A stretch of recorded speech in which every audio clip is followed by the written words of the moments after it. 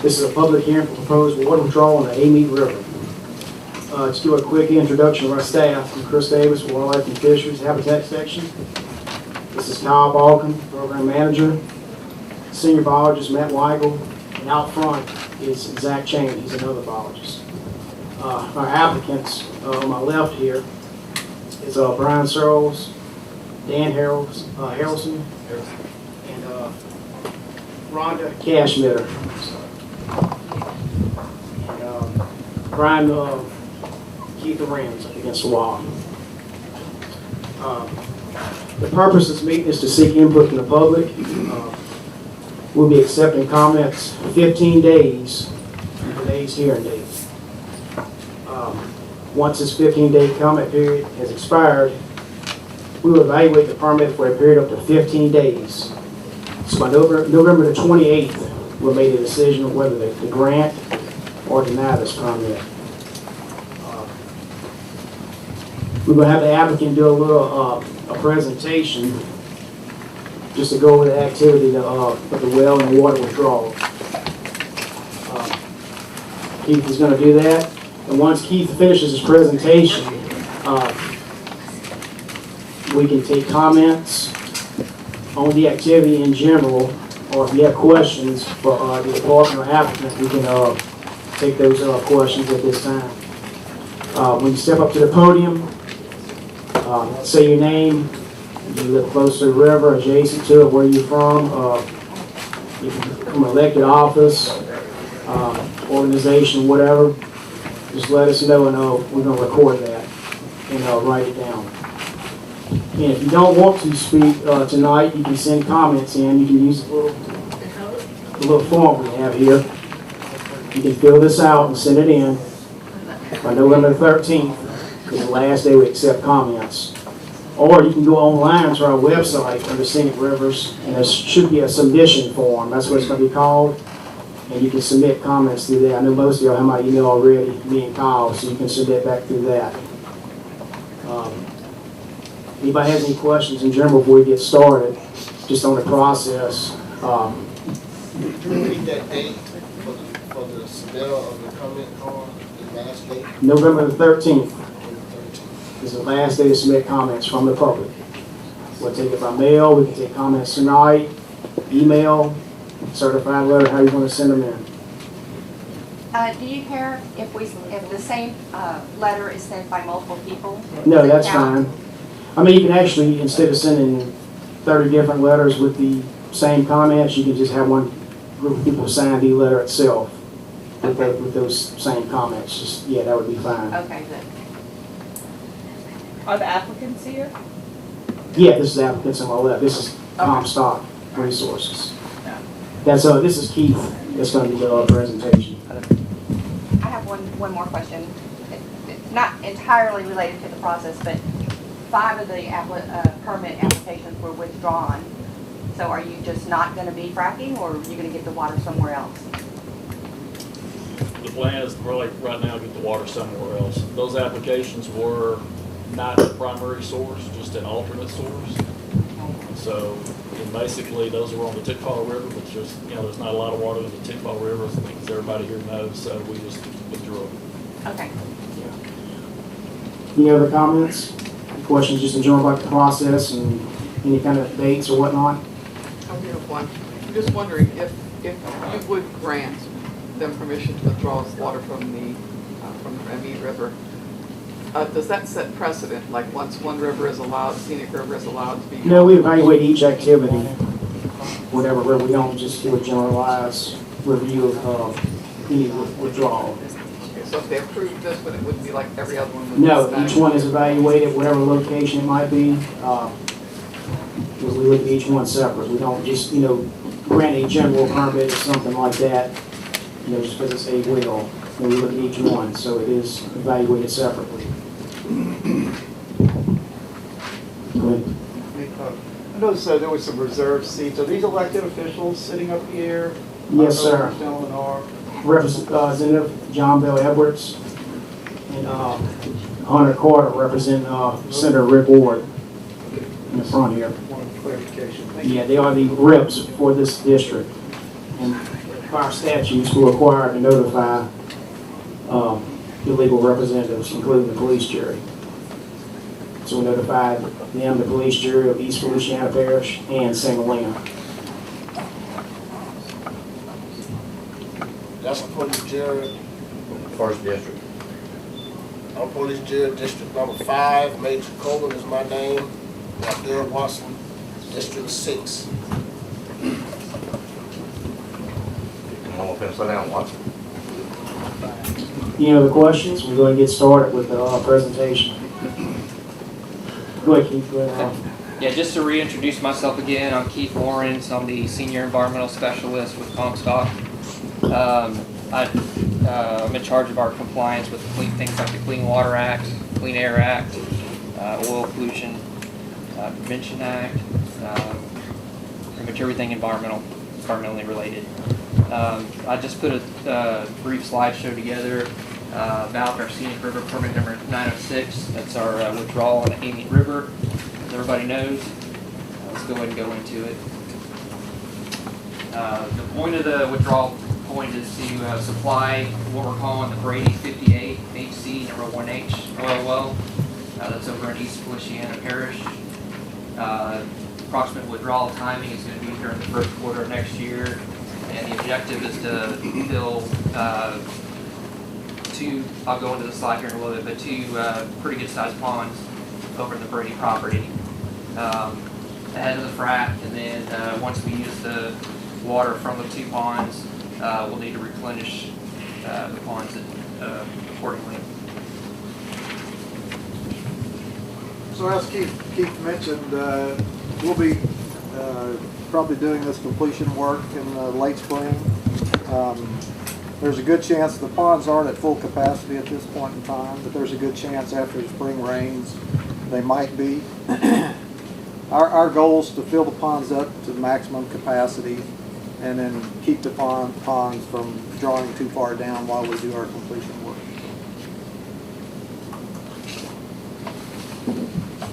On June 6th this year, we hired an environmental consultant to go to our proposed withdrawal point on the river.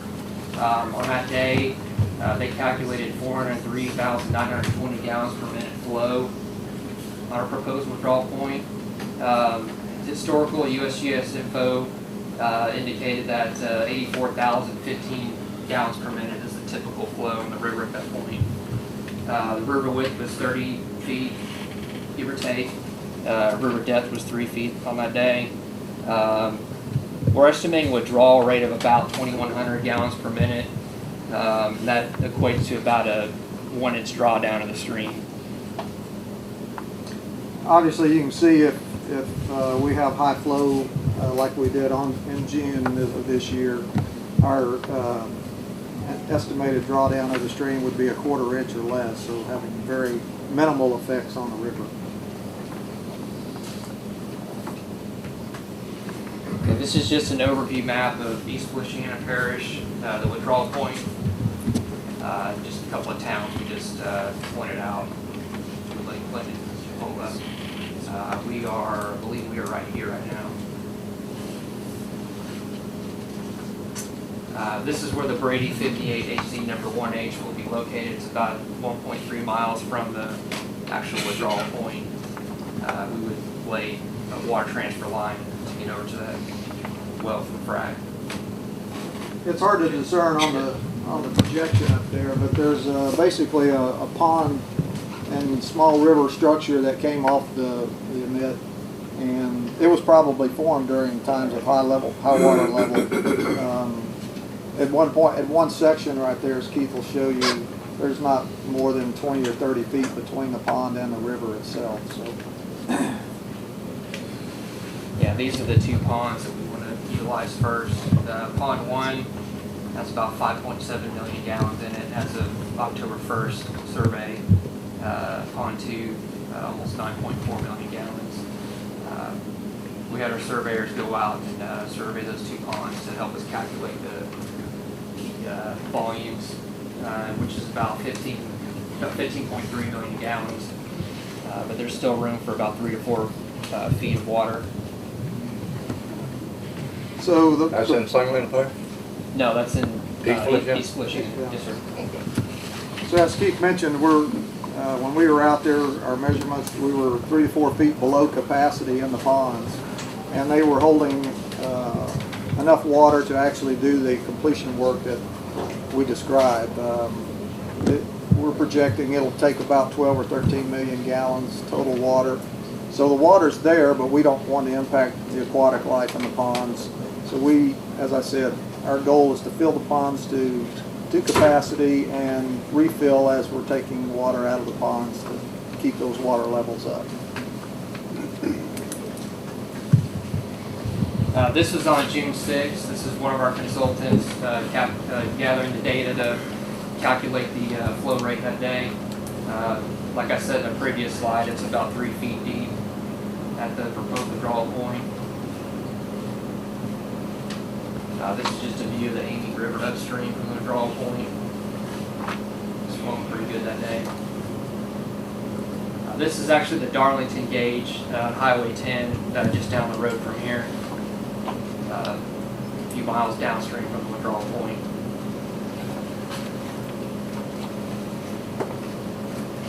And this would be the access road where we would take the pumps to get to the river.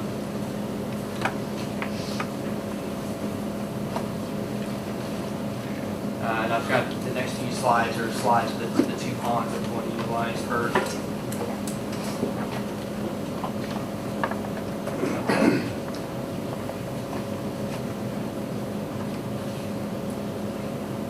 The typical pump equipment is something as simple as this. We may not necessarily have 3 pumps going, it may just be 2. We're still evaluating the equipment that we're going to use. In our case, we'll actually just need one single pump. We will have 2 pumps on location. Basically, the second pump is used as a backup pump should you have an engine failure or something of that nature with the first pump. That's still on East Flushing? Yes, sir. How does this real for animals, for frogs, turtles, fish? What is that? How are we keeping aquatic wildlife from getting in the? Yeah, we'll have a screen in place on the intake hose. But then doesn't just kill them when you're sucking that water so fast? I don't believe so. I Usually couldn't the say. Usually the screen's pretty large, it's a large surface area, so the flow rate through the screen is usually not something that's gonna suck them up against it and keep them there. I mean, the velocities are a lot slower going through the screen than they are going through the line. The holes are screen's so much larger. half-inch holes over a large surface area, so there's not much current flowing through because of the large surface area. And we're going to be, Kyle Volk and Wildlife and Fisheries, we're evaluating pumping rate, mesh sizes, things like that during our permit process. So we don't want impingement of aquatic species. Certain pump rates, obviously, are going to suck up more. So as far as we're concerned, that is written in stone. And as we tried to kind of show you earlier, our rates relative to the stream rate are small, so the fish will actually be going by the intake, especially with it spread out like that. So. Could y'all please speak a little louder? It's hard to hear you back here. Sorry about that. Sure. Thank you. But y'all don't really pump out of the river, right? And goes into like a pond? Well, we want to, as Brian said, we want to use the river to top off the ponds. Oh, right. Right, prior to the frac. And then as we use the water from the ponds for the frac, we'll need to replenish some of that water When it goes down for the the river. landowner. Right. We're just trying to keep the water levels fairly stable. Right. Keith, who is the property owner where the ponds are? It's Mr. Brady, Glenn Brady. What's feeding the ponds? Say if you wasn't there, what would feed, what's feeding the ponds? Ain't River never. feeding the pond?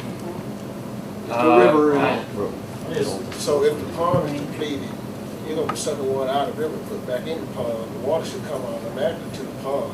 If it's Probably just enough rainfall. I think it's probably whatever watershed feeds those ponds and whatever rainfall you have is what's gonna replenish the ponds. And they'll replenish naturally, as he said, through rainfall, and I think when the river gets a certain volume, then it cascades over and into the ponds, and that's probably how they were created in the first place. Or filled in the first You place. got one place on 32 or what y'all been on down there. I think that was the fall. I think that's the one we're talking That's about. one right there. Yeah, Felicia. yeah, this That's the one, it? that's the one Okay, we're talking 'cause about. I went, saw that operation, you know, You've seen it before? right. Yeah. I thought I recognized it, you know. And this slide is, this is just a representative slide, this is. We got a big lake before we get to the river. Okay, Out there. okay. Yeah, basically what you're gonna have is, we'll have a pump similar to one of these. We'll have two there, like Brian mentioned. One will be a backup, just in case the first one, we have mechanical problems. But you'll have a hose similar to that will be pulling out of the river, you know, with a large filter on it. And then basically we'll have another hose on the discharge, and it'll just run over about 50 feet into the Brady Pond. And we have enough water in the Brady Ponds close to being able to do our completion, so the river's basically just for supplemental volumes, just so we don't run out. How many, this is just one well pad. Yes, ma'am. How many boreholes are you doing off of that well pad? Just one? The horizontal track then? Yes. Yes. You do it just the singular? Is this a test well, or is this gonna be your completion well? No, this is a producing well. Mr. Brady owned the pond property and the well site property? Right. Yes. Okay, so it's all one property? Correct. This, actually that was the last slide. Can I ask one question? Could you tell the audience what regulatory permits you're required to secure other than the Scenic Rivers permit? For the actual drilling of the well, as opposed to just Drilling, water. completion, production, state and federal permits. We're required to receive a drilling permit from we're required to obtain a drilling permit from the Department of Natural Resources. That is good for the drilling of the well. And then when we go into the completion phase, we file what's called a work permit, detailing what our perking and fracking procedures are going to be, and then we follow that up with a well report after the well is drilled and completed. And we report how the well is constructed, where it was perforated, and the amount of materials that were used for the frac procedure. And we also file, at the same time, we file the required report with Frac Focus, which is the national frac depository for all the frac information, the public database. What's the estimated amount of water you use total for the fracking process? About 12 to 13 million gallons on a single horizontal well. So you've got more than 12 to 13 million gallons in these two ponds. You can't, when you start pulling the ponds down, you can't get every last drop out of the pond. You can only pull it down to a certain level. So the current pond volume may be 15 million gallons, but what you can actually withdraw is maybe, could only be 10 to 11 million gallons. And we, as I mentioned, we want to keep the water levels, at a fairly stable rate. We don't want to impact any aquatic life that could be in the pond, so. What's the length of your bore gonna be? The length of the borehole, how far are you going with it? Approximately 7,500 feet. Oh, yeah, it's not a big operation. Could be shorter than that. And hopefully a minimum of 5,000 feet, could be up to 7,500 feet. 7,500 feet would be the goal. You're only gonna frack it once? Yes. We hope so. Well, there are some wells that they come back and refrac. There's not a lot of that in the industry right now. There are some, but, I would sooner tell you that sometime way in the future that, couldn't be refrac, or basically you just come back and repeat the operation. much smaller volumes, obviously, on the refract, nothing like the original time you complete it, but there haven't been many of those done. Well, maybe here. Is there a Time will limit? tell. Is there a limit that this permit allows? And do they just get carte blanche to whatever water they need? No, it's a one-time, Up to one withdrawal. one withdrawal, One, up and that's to, it, yeah. Once- how many gallons? Is there a limit? Well, I mean, it's usually, they calculate the amount to be withdrawn, and usually it's probably about a 2-week max, usually, for one activity. And then when they're done with the water, where does it go? That's something we'll let them answer. The water is produced back and put in tanks, and then trucks will take it from the tanks to deep water injection wells. Okay, and then once it's fracked, water comes back up. Where does the water go? That's the water, the small percentage of water that comes back from the frack. We put it in tanks, we have Truck it to trucks. another frack job? No, it goes to a saltwater disposal well, a deep injection saltwater disposal well. Oh, so it goes back into the ground Right. to live indefinitely. When you say a small percentage, about how many gallons is that you estimate would be retrieved as flowback water? Every area is a little different, but it's usually in the neighborhood of 15 to 20% of the original volume. So that would be, I can't do the math that quick. 10% of 12 million and plus another 5%, you know. 20% would be 2.4 million gallons in 12. Wait, and I got one more question. In addition to the permits that you were talking about that you're required to get, can you explain to the crowd what exemptions you're entitled to as far as the chemicals that you use and the Clean Air Act and the Clean Water Act and the exemptions for the industry? I'm not sure I understand the question. I can't think of The any. Halliburton loophole is what I'm talking about. Oh, are you talking about for disclosure purposes? For disclosure purposes, or it's not really toxic waste, but it is toxic material. Yeah, I'm not real familiar with that. Do you know offhand? I don't have it. I usually have it, but I don't have it. I know there's like the Clean Air Act, the Safe Drinking Water Act, the Clean Water Act, all these other regulations that other industries have to abide by. Hydrofracking is exempt from. I don't know if this is answering your question, but we have to abide by air permitting regulations for our production facilities. We've got to abide by. We've got to have spill prevention, countermeasures, and control plans in place. This could go on. There's a lot of regulations we have to comply with. I don't know if that answers. No, it doesn't. Okay, sorry. So you should know that. You should know the answer to that question.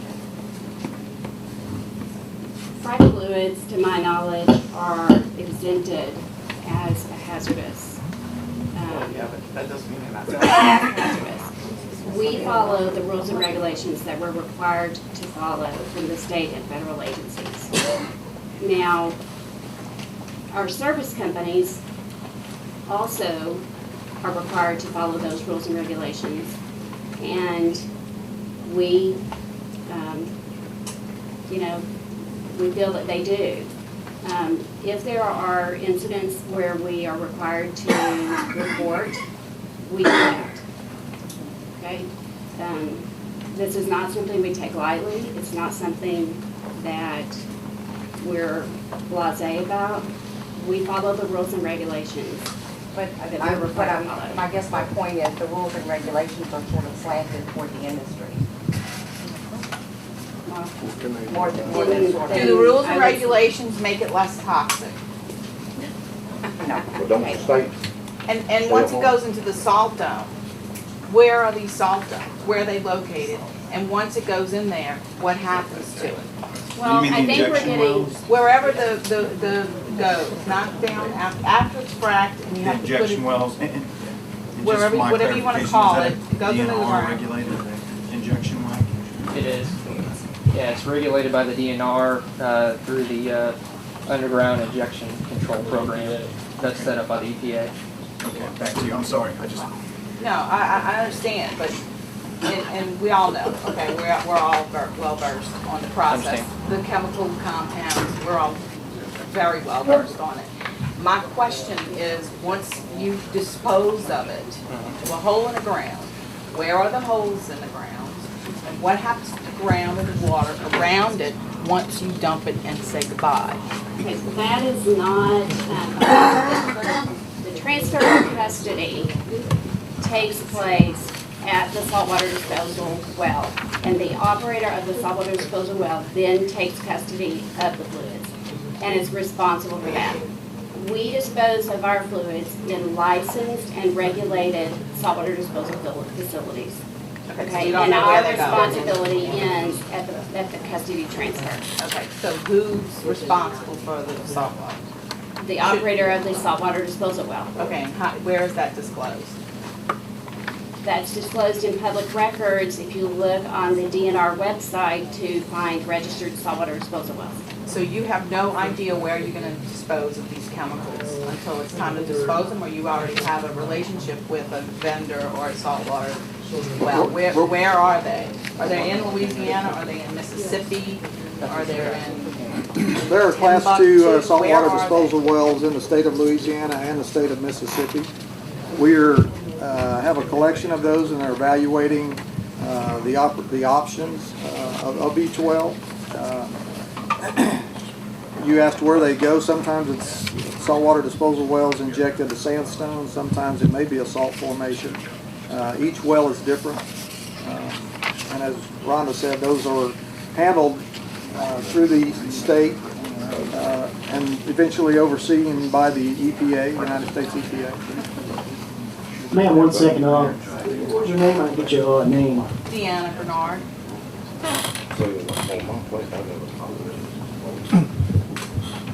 Who do you represent? Myself. Are you going to send any formal comments or? I've already done that. Okay. I mean, additional comments past this hearing date. Sure. Okay. I just want to know what happens to the water once it hits the ground? Where does it go? I mean, it just stays there? Doesn't the ground absorb it? That's not a question that we can answer, because at that point, it is no longer our water. What we can tell you is that we only use licensed disposal wells that are registered with the state. It goes on the ground. That's the operators of I'm the more interested in what you're putting in. Right. Have y'all just, as you know, you cannot, Could you state your name real quick? Just so we can keep this on record. Margie McNair Frey, hyphenated, McNair hyphen Frey. I'm out of St. Tammany, Lacombe, Louisiana. I work for oil and gas, and in fact, I did a lot of fracking, so I'm quite familiar with the process. What I'm wondering is, and I know you don't have to legally say it, but have you given chemical makeup of what you're going to be using in the wells? Like I saw a truckload of vinyl cyanide in a fracking convoy on I-55 in June. Okay, so I know it was going for a fracking operation. And vinyl cyanide's not a nice thing in your drinking water. But the people of Tangipahoa or St. Helena can't test for that unless they know it's going to be in the mix. So what I'm really concerned about is, are you in advance letting the parishes and the state, someone know what it is you're putting into the water so that they can test for that and make sure it's not getting into the drinking water? All the chemicals and the volume of chemicals are reported in Frac Focus on the website. So you can go there and get all that information. By well? Yes, by well. I'll say this, we do not notify before we do a frac job. But what you can do is search for wells that have been fracked in the area. Do y'all use the same proprietary blend? Most of us are going to be using the same service companies or service companies that use similar chemicals with the exception of what their proprietary blend is. But no, that information is not provided prior to us doing the frac jobs.